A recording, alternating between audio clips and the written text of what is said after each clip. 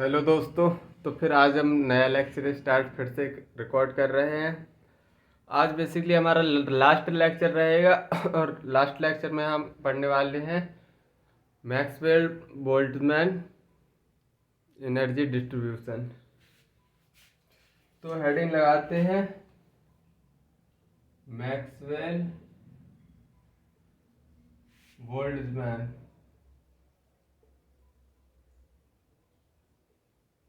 Energy distribution. Energy distribution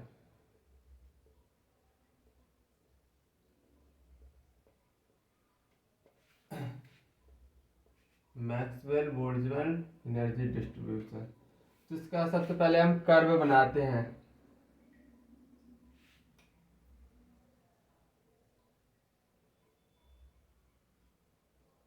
fraction of molecule, इस side लेंगे fraction of molecule, इधर हम लेंगे एनर्जी बाई एक्सिस पे एनर्जी। तो कुछ कर्व ऐसे आता है जैसे घंटा, मंदिर का घंटा होता है, ऐसे कर्व आता है। मंदिर का घंटा तो सबने देखा होगा। इसका कुछ कर्व ऐसे आता है और इधर हम एक बनाएंगे लाइन, ये है threshold energy.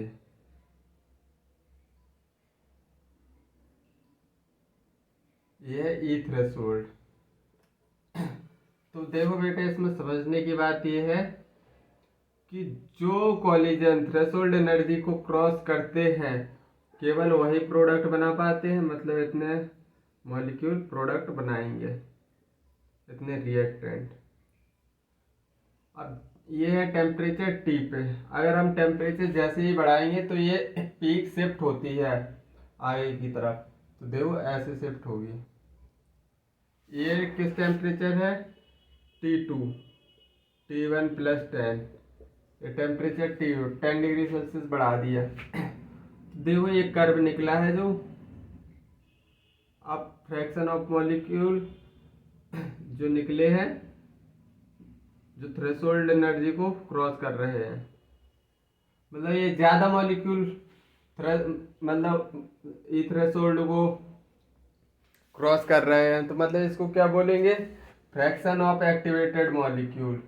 Fraction of activate fraction of fraction of activated molecule,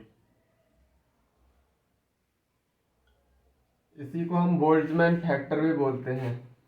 और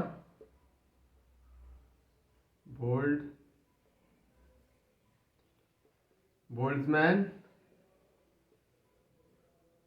कांस्टेंट। बोल्ट्जमैन फैक्टर मतलब एफ, इसका फॉर्मूला एफ ई की power minus A upon R T. ये है बोल्ट्जमैन फैक्टर। अब इसका मतलब जैसे ही हम टेम्परेचर बढ़ाते हैं, नंबर ऑफ कॉलिजन होते हैं जो इंक्रीज करते हैं। इंक्रीज करेंगे तो जैसे अगर तुमने टेम्परेचर बढ़ाया, नंबर ऑफ कॉलिजन ज़्यादा होने लगे, तो मतलब जब ज़्यादा कॉलिजन होंगे तो थ्रेशोल्ड एनर्जी को ज़्यादा क्रॉस करेंगे। तो मतलब जितने रिएक्टेंट कॉलिजन, जितनी ज़्यादा कॉलिजन होती है उतने ज़्यादा मॉलिक्यूल बनते हैं। तो बस इसका मतलब इसकी थ्योरी में आगे लिखवा रहा हूँ, एनर्जी है। इसकी थ्योरी मैं आगे लिखवा रहा हूँ। On increasing the temperature,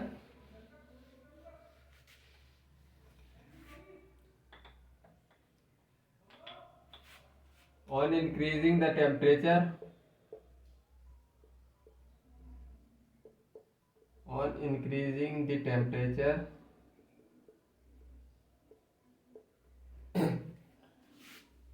more number of molecule, more number of molecule cross threshold energy, cross करेंगे थ्रेशोल्ड एनर्जी को, threshold energy. Hence number of collision increase करेंगे एंड हैंस जैसे ही क्रॉस करेंगे hence number of effective collision increase होंगे, number of effective collision increase होंगे, collision increase. जैसे ही number of effective collision increase करेंगे तो रेट ऑफ रिएक्शन क्या होगी, बढ़ेगी, एंड रेट ऑफ रिएक्शन क्या करेगी, इंक्रीज करेगी। देखो मैंने जेड तुमको क्या पढ़ाया था, जेड, और कॉलिजन फ्रीक्वेंसी में मैंने जेड लिखवाया था। ये क्या है, जेड बेसिकली क्या है, कॉलिजन फ्रीक्वेंसी, मतलब टोटल कॉलिजन फ्रीक्वेंसी है।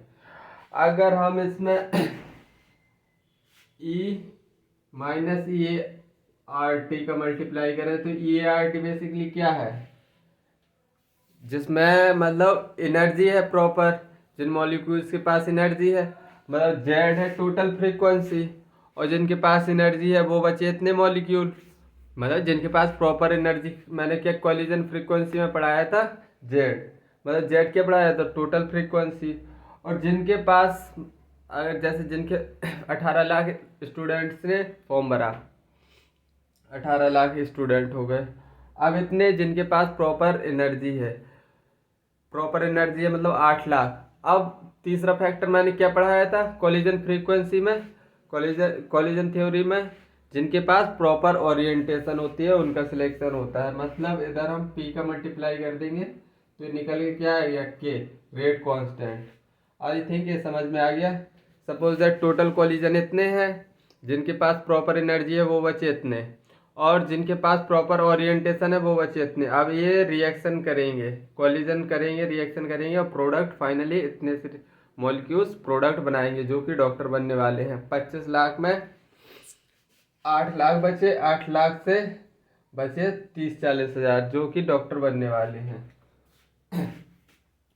तो बस ये फॉर्मूला, और आगे के बराबर पी जेड को हम ए भी लिख सकते हैं, minus A upon R T, ये फॉर्मूला निकल आया। बेसिकली इस फॉर्मूले को रट लो, इसको मैं आगे ले जाने वाला हूँ। अब इसमें सब इनका मतलब लिख दे रहा हूँ। चलो अगले स्लाइड में लिखते हैं सबका।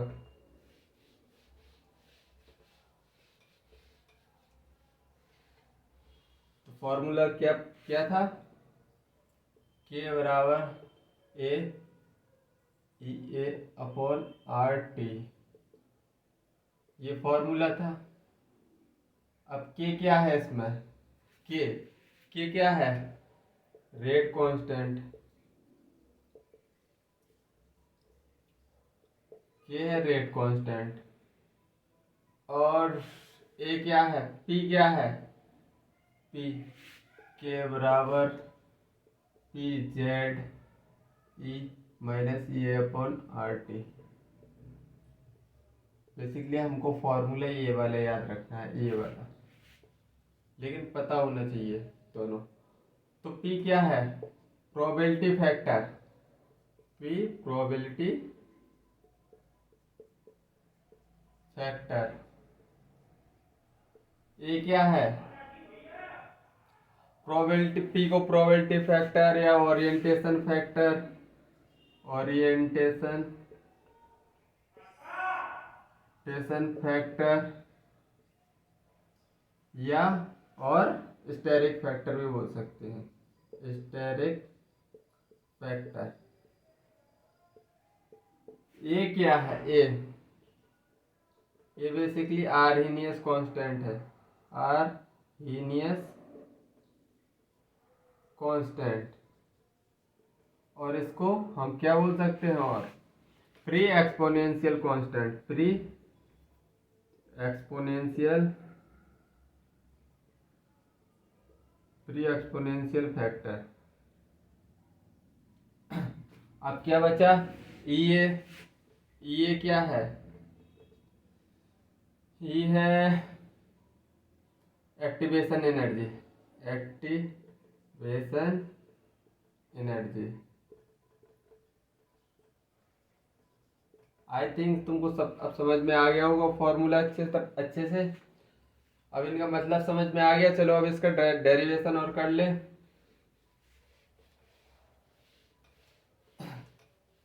अब हम अगर इसमें एल, हम इसका डेरिवेशन करने वाले हैं, एल एन के बराबर एल एन ए, ये आगे आ जाएगा, ये अपो L N plus L N E की power minus A upon R T. क्या हम इसको इस तरह लिख सकते हैं? बिल्कुल लिख सकते हैं। अब देखो एल एन के बराबर एल एन ए, ये पावर आगे आएगी माइनस ये upon R T, L N E. L N E basically क्या है, एल एन ई है 1, ये 1 हो गया। तो L N K is equal to L N A minus ये अपॉन आर टी। ये हमको याद रखना है, ये हमारी फॉर्म याद रखने वाली है, इसको हम याद रखेंगे। अब लॉग की टर्म में कैसे लिखेंगे, लॉग लॉग के लॉग ए 2.303 लॉग लिखते हैं, 2.30 मैं डायरेक्ट लिख रहा हूँ, 2.303 को डिवाइड कर देंगे फिर सबसे, तो लॉग ये अपॉन 2.303 आर टी। एक लॉग की फॉर्म में ये इक्वेशन याद रखनी है तुमको। ये दो इक्वेशन मोस्ट इंपॉर्टेंट इक्वेशन है। अब एक डिफरेंशियल फॉर्म ऑफ इक्वेशन और लिखवा दूं, डिफरेंशियल फॉर्म। चलो इतना नोट कर लेना, जिसमें स्टार स्टार लगे हैं वो सभी इंपॉर्टेंट चीज़ हैं। अगर तुमको जहाँ मैं डिब्बा बना के स्टार लगा दे रहा हूँ, मतलब कि वो गीता बाइबल है तुम्हारे लिए, इसी से सब कुछ होने वाला है। डेरिवेशन भूल जाया करो, मतलब जो इम्पोर्टेंट हुआ करे मैं उसको स्टार पॉइंट वैसे लगा देता हूँ। तो स्टार पॉइंट मतलब ये नोट में छाप लेना है, टॉपिक डाल के लिखना तो पूरा ही है वैसे, लेकिन कर लिया करो, थोड़ी बहुत मेहनत तो करनी पड़ेगी, घिसना पड़ेगा खुद को। तो थोड़ी इंक डाल लेते हैं।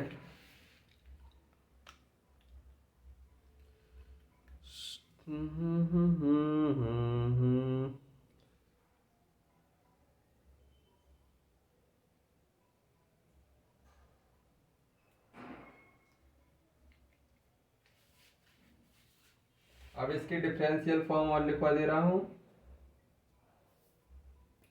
Differential form.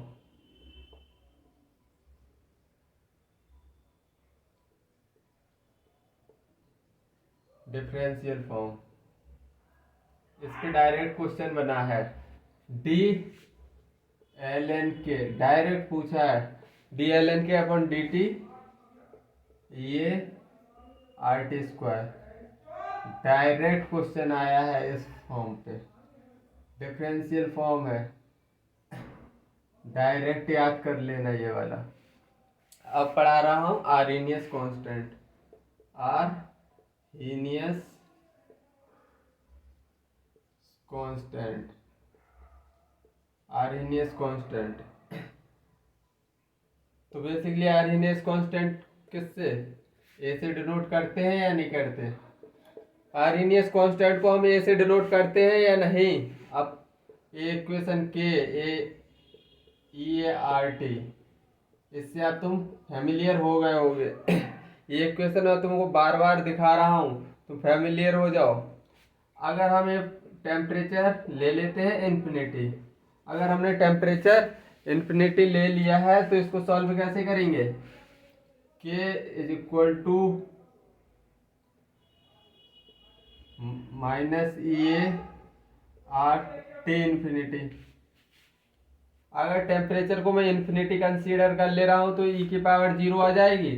मतलब यहाँ पे रेट कांस्टेंट मैक्सिमम किसके बराबर होगा, आर्हेनियस कांस्टेंट के। इतनी बात तुमको समझ में आई। और Arrhenius constant Arrhenius constant Arrhenius constant इससे मैं क्या लिख सकता हूँ, आर्हेनियस कांस्टेंट किस पे डिपेंड कर रहा है, कि वो टेम्परेचर पे डिपेंड कर रहा है या नेचर ऑफ रिएक्शन पे, नेचर ऑफ रिएक्शन पे डिपेंड कर रहा है। बताओ। आर्हेनियस कांस्टेंट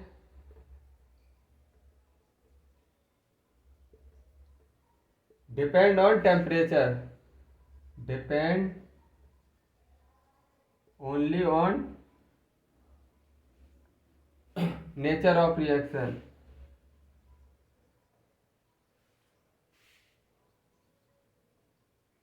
ऑफ रिएक्शन, ये नेचर ऑफ रिएक्शन पे डिपेंड करता है। Remain constant for particular reaction, remain constant for particular reaction.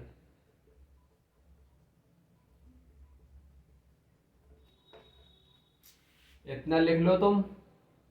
के मैक्स कब होगा, रेट कांस्टेंट मैक्सिमम कब होगा, जब टेम्परेचर इन्फिनाइट होगा। तो इतना तुमको समझ में आ गया। चलो अब कुछ ग्राफ देख लेते हैं।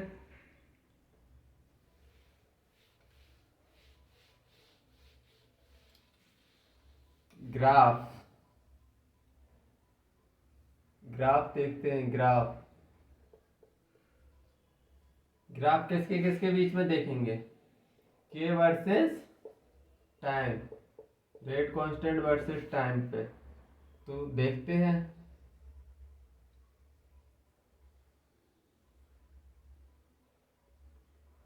इधर क्या रहेगा, के, और एक्स एक्सिस पे टाइम। तो इक्वेशन क्या पड़ी थी, के बराबर ए minus A upon R T, ये इक्वेशन पढ़ी थी। अब इसको हम थोड़ी के ए upon E A upon R T minus हट गया, ऐसे लिख सकते हैं या नहीं, और बड़ा बड़ा लिख दूं, K is equal to A upon A upon R T, minus हटा तो नीचे आ जाएगी। अगर हम टेम्परेचर को बढ़ाएंगे, अगर टेम्परेचर को हम इंक्रीज कर रहे हैं तो डिनोमिनेटर फ्रैक्शन डिक्रीज हो रहा है, मतलब फ्रैक्शन डिक्रीज हो रहा है, मतलब के क्या हो रहा है, के बढ़ रहा है। तो इसका ग्राफ कुछ कैसे आएगा, ऐसे आएगा,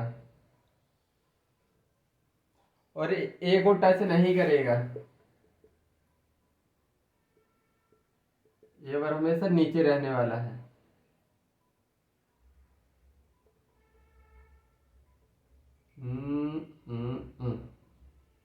ये ग्राफ है के वर्सेस टाइम का, इम्पोर्टेंट ग्राफ है। इससे भी, ये भी डायरेक्ट क्वेश्चन इससे भी आ चुका है। और मैं करवा रहा हूँ L N K versus time के बीच में, L N K versus time. तो इसका ग्राफ देख लो कैसे आएगा।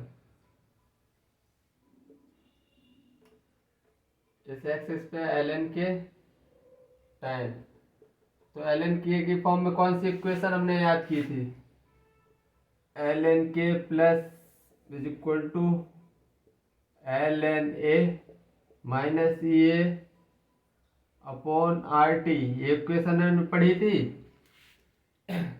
Versus L N K versus 1/t के बीच में देख रहे हैं ग्राफ,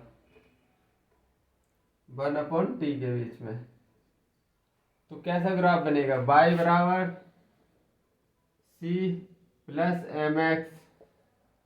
स्लोप कैसा है इसका, स्लोप बताओ कैसा है, निगेटिव है, minus C A upon R. तो कुछ इसका ग्राफ ऐसे बनेगा, और ये स्लोप, स्लोप क्या है, माइनस स्लोप कितनी आ रही है, -a/r। डायरेक्ट स्लोप पूछने पर भी tan theta equal to tan theta होता है। ये क्या आ रहा है, -a/r। डायरेक्ट स्लोप पे भी क्वेश्चन आ चुका है। तुमको क्वेश्चन में ऐसे पूछा था, एल के वर्सेस टाइम का ग्राफ में स्लोप क्या है। एक ऐसा क्वेश्चन भी बना था इसमें प्रीवियस ईयर के। मैं जो करवा रहा हूँ मतलब कि क्रस्ट करवा रहा हूँ। एल के वर्सेस 1/t, तो स्लोप उसकी पूछी थी, तो स्लोप क्या थी, -a/r। अगर तुमको ये समझ में ना आया हो और अच्छे से लिख दूं क्या, चलो ऐसे लिख दूं, 1/t। आप समझ में आ गया होगा। एक्स एक्सेस पे 1/t है, वाई एक्सेस पे ln के है, इंटरसेप्ट है कितना, ln a इंटरसेप्ट है। आप समझ में आ जाना चाहिए। चलो अब आगे बढ़ते हैं थोड़ी।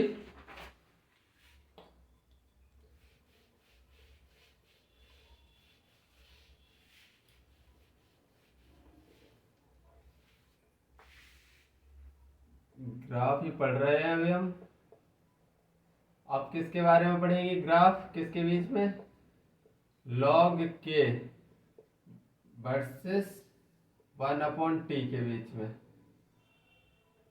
फिर से एक ग्राफ बनाएंगे। हम्म हम्म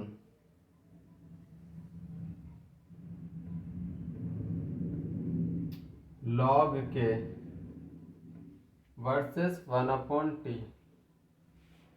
तो लॉग के की फॉर्म में आर्यनियस इक्वेशन कैसे लिखी थी, log K is equal to log A minus a/2.303r। Temperature को 1/t की फॉर्म में लिख दे रहा हूँ। आर टेम्परेचर को 1/t की फॉर्म में लिख दे रहा हूँ ताकि तुमको समझ में आए। y बराबर क्या है, cmx। एक्स एक्सिस पे 1/t गिवन है। छोटा ग्राफ तो नहीं हो गया,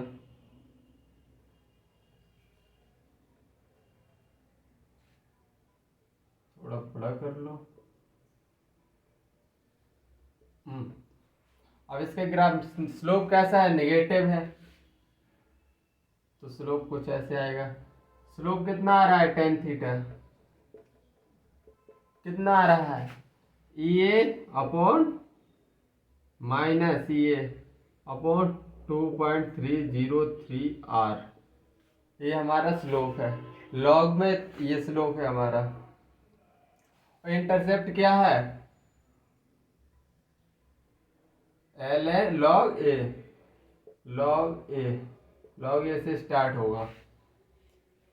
चलो कुछ क्वेश्चन देख ले रहे हैं। तुमको आई थिंक आर्यनियस इक्वेशन से अब तुम अच्छे से रूबरू हो गए होगे। चलो अब क्वेश्चन देखते हैं थोड़ी बहुत।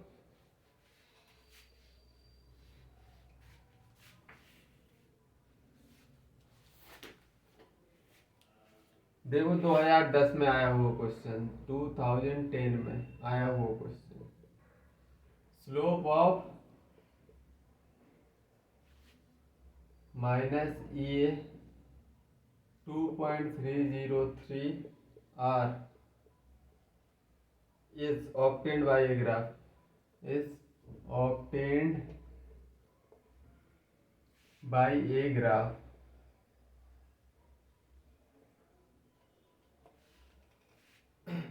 पहला ln K versus 1/t, B L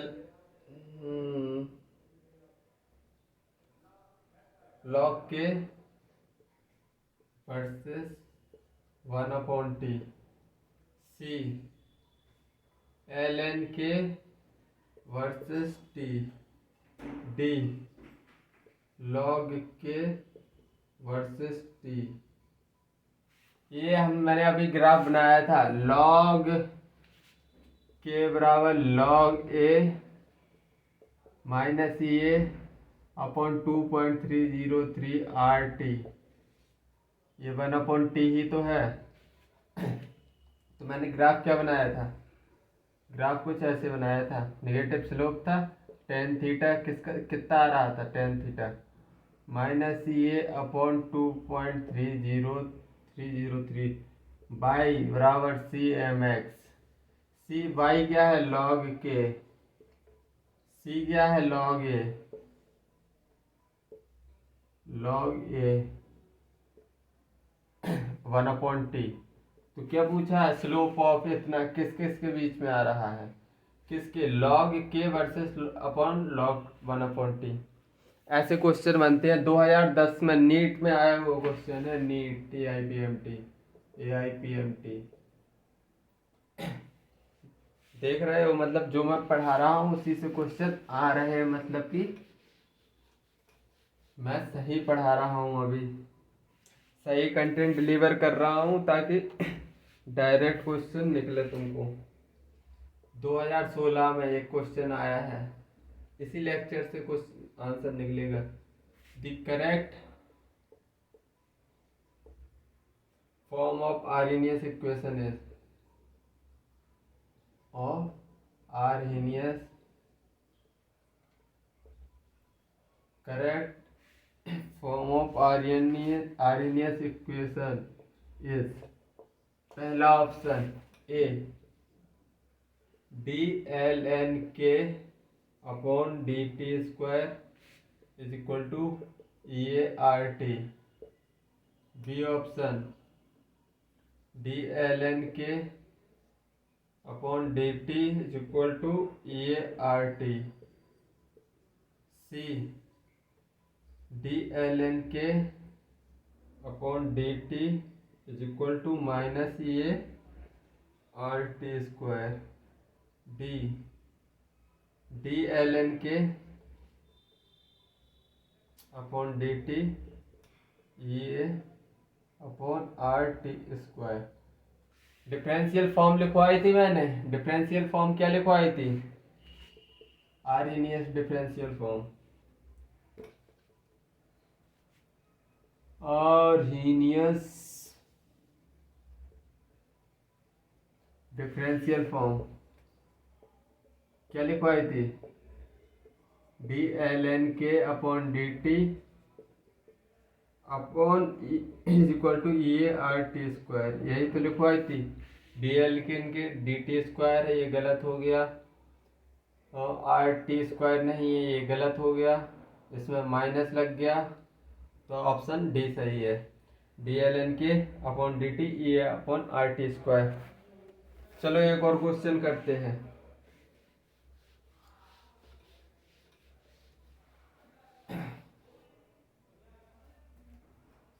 question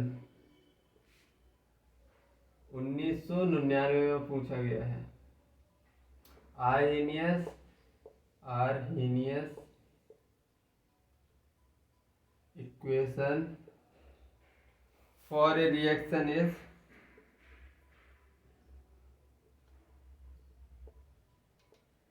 reaction is के बराबर 10⁻16 E minus 500 upon T. The value of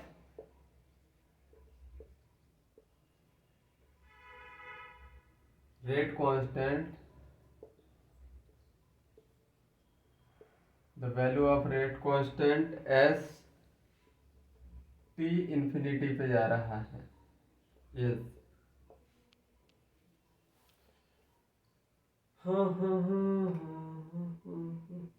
A 10⁻12, B 10⁻13, C 10⁻14, D 10⁻16। अब बताओ, मैंने पढ़ाया था एट टी बराबर इन्फिनिटी पे क्या हो जाता है, के इक्वेशन लिखवाई थी, के ए ई minus E A upon R T. अगर टेम्परेचर इन्फिनिटी हो जाता है तो क्या बचता है, के ए minus E A upon R T infinity रख दिया है। टेम्परेचर इन्फिनिटी हो रहा है तो के ए की पावर जीरो, ई की पावर जीरो, इन्फिनिटी मतलब जीरो, मतलब के बराबर के मैक्स ए के बराबर निकल के आ रहा है। ए के बराबर निकल के आ रहा है मतलब कि क्या वैल्यू ऑफ रेट कांस्टेंट ए क्या है इसमें देख लो, के 10 पावर 16 ई माइनस 500 अपॉन टी। अब देखो इस इक्वेशन को के ए ई minus E A upon R T, तो देखो ए की जगह क्या है रेट कांस्टेंट पूछा है। रेट कांस्टेंट इनफिनाइट टाइम पे ए के बराबर होता है।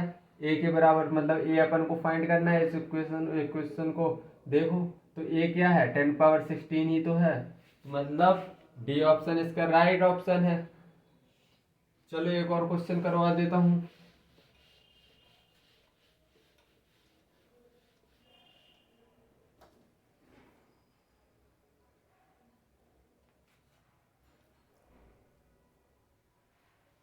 Question find out A and E A calorie में यूजिंग फॉलोइंग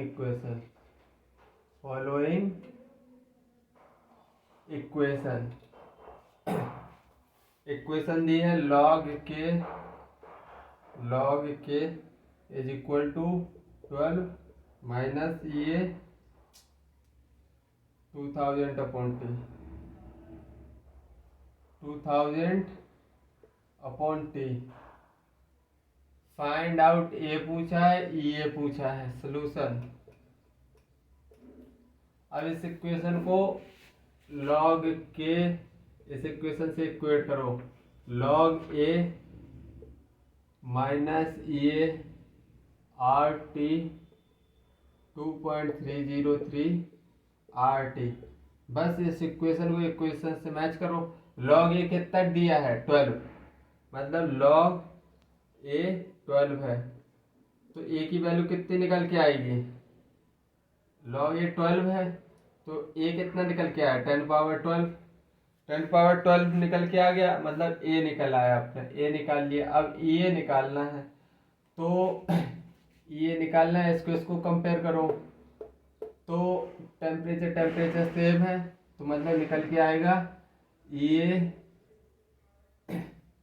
अपॉन 2.303 आर किसके बराबर है 2000 के। अब ये बराबर 2000 इंटू 2.303 इंटू आर, कैलोरी में पूछा है तो आर की वैल्यू हम 2 रख सकते हैं, अपन 1000 कर दो, किलो कैलोरी में निकालेंगे। 2 अपॉन 1000 आर की वैल्यू रखी है बस मैंने। 1000 से 1000 कट गया, 2 बचे, 2 दूनी 4, 4 का मल्टीप्लाई कर दो, 4 × 12, 4 × 12, 4 दूनी 8, 9, 3.3 ये निकल आया है एक्टिवेशन एनर्जी। तो आई थिंक आज का लेक्चर बहुत ही शानदार रहा होगा। छोटा लेक्चर है, ज़्यादा इन्फॉर्मेटिव है, इसलिए मैंने इसको लास्ट लेक्चर सोचता तो पिछले लेक्चर में ही कंबाइन कर देता, लेकिन मैंने ये लेक्चर अलग से निकाला है। इसमें अच्छे अच्छे क्वेश्चन करवाए हैं, प्रीवियस ईयर के क्वेश्चन। देखो अच्छा कंटेंट मिल रहा है तो अच्छे से पढ़ाई करो। जब तक के लिए बाय, जय हिंद।